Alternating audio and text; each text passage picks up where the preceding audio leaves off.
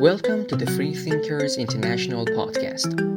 Here you can listen to the latest articles published on freethinkersinternational.net. Subscribe now and never miss an episode. Want to hear your story or article featured? Share it on our website, and who knows, our listeners might enjoy your story soon. I'm Sound of Liberty. I hope you enjoy this podcast. Why doesn't a revolution happen in Iran? Written by Mehdi Khalaji.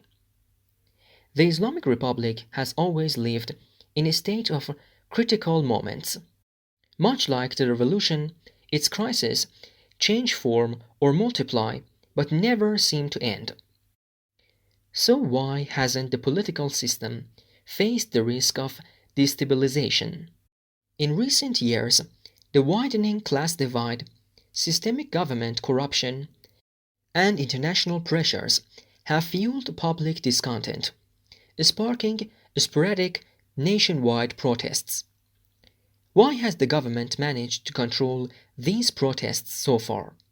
Over the past 4 decades, the monopoly on information has slipped from the government's hands. External media, especially satellite channels, the proliferation of the internet, and frequent international travel have profoundly transformed the flow of information and public awareness. Even official or semi-official media daily reports on the economic corruption of government officials and affiliates, exposing elements of the repression against political dissidents and civil activists. A large segment of society is simmering with frustration over current affairs. And yet, why doesn't the deepening sense of despair among the public lead to a break from passivity? Is there any prospect for regime change and establishment of democracy? Finding answers to these questions is challenging without agreement on the concept of revolution and a clear definition of the Islamic Republic's nature. The term revolution has sometimes been conflated with popular uprisings, coups, religious wars, or radical governmental reforms, leading to ambiguity. Here we use revolution to refer to a widespread mass movement that often through force and violence ends the fundamental elements of a political system to replace it with a desired new order. According to Lenin, revolution occurs when people are no longer willing to endure life under established system, while the ruler's ability to exert power through existing means has eroded. Therefore, widespread poverty and misery do not necessarily lead to popular rebellion or regime collapse. On the contrary, general despair can, under certain conditions, sustain the ruling class by portraying it as the sole hope for guaranteeing basic needs like bread and security. The Islamic Republic is neither a democratic system nor a fully authoritarian one. Rather, it belongs to the family of regimes that political scientists today refer to as hybrid regimes. This model combines democratic institutions with authoritarian mechanisms.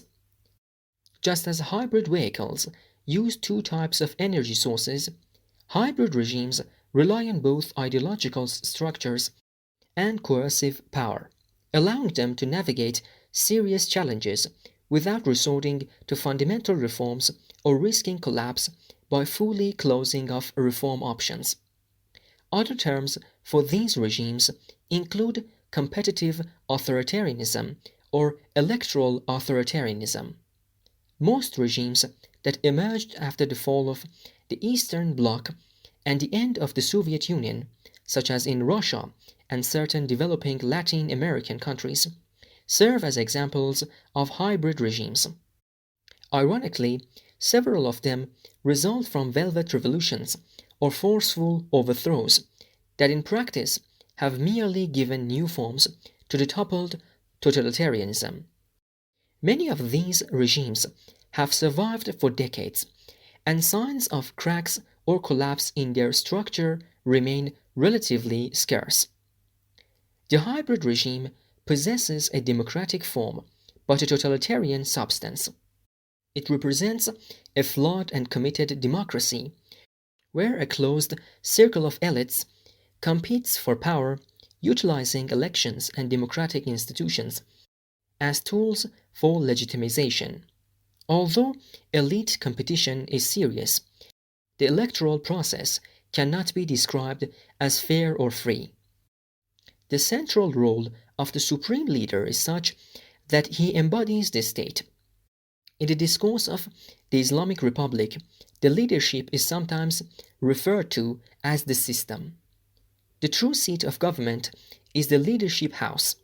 According to expediency, the leader serves as the supreme legislative authority, oversees its implementation, and has the right to abrogate it. Special emergency measures and authoritative decrees can turn any situation into an exceptional condition, suspending the law in the process. The application of the Constitution is ceremonial and conditional.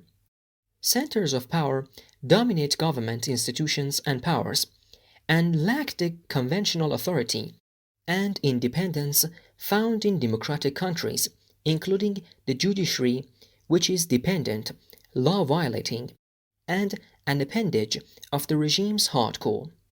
The system is designed in a discriminatory and privileged bestowing manner, with ethical blindness being a prominent characteristic. Unlike the totalitarian regimes of the 20th century, hybrid regimes exhibit creative ideological flexibility. While promoting skepticism toward Western culture, they often surpass others in the westernization efforts. By reducing the ideological energy needed to mobilize the public, they either blow the horn of extreme nationalism or evoke religious sentiments to compel even opponents of the government to align with their domestic and foreign policies. The ideological principles of quasi-authoritarian regimes are theoretically confused and ambiguous, and in practice they are applied arbitrarily. The theoretical ambiguity and operational irregularity lead to a reduction of ideology to a form of personality cult. Commitment to the ruling system is interpreted as loyalty and allegiance to its powerful individuals and institutions, especially the leadership. Citizens' freedom to participate in the political process depends on their closeness and loyalty to the pillars and centers of power. To gain access to the power stronghold, personal allegiance and loyalty are more crucial than commitment to ideology. Politics entails the equal participation of all citizens in defining the common good and making decisions for national interests. Democracies define the state from the perspective of such politics. However, in regimes like the Islamic Republic, politics is defined from the viewpoint of the state. The ultimate goal of the government and the philosophy of law is not to protect national interests and citizens' rights, but rather to serve an abstract notion like the people, and in the case of the Islamic Republic, the pure Islam of Muhammad.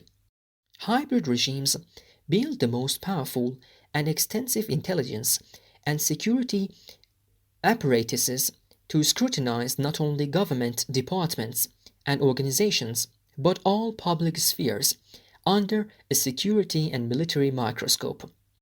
Civil society institutions and organizations are free to operate, but they function within the framework of strict oversight and unwritten rules imposed by the government. Civil society is alive but weak, able to push back against the state and impose its demands only in exceptional conditions or through a slow and limited process.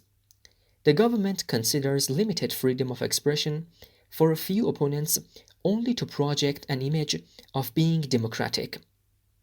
In hybrid regimes, media that are classified as non-governmental enjoy greater freedom of action, yet they are subject to the soft control of security and oversight apparatuses and sometimes become platforms for their propaganda. In this context, social media plays a dual role. On one hand, they break the state's monopoly on information, while on the other, they create a fertile ground for the growth of populism, compensating for the weaknesses of traditional state institutions in mobilizing the public. Thank you for tuning into the Freethinkers International podcast. We hope you enjoyed today's episode. Remember, you can explore more thought-provoking articles and stories on freethinkersinternational.net. Don't forget to subscribe to our channel so you never miss an update. Got a story to share? Publish it on our website and your voice could be featured in an upcoming episode. Until next time, keep questioning, keep exploring, and stay free. Bye-bye.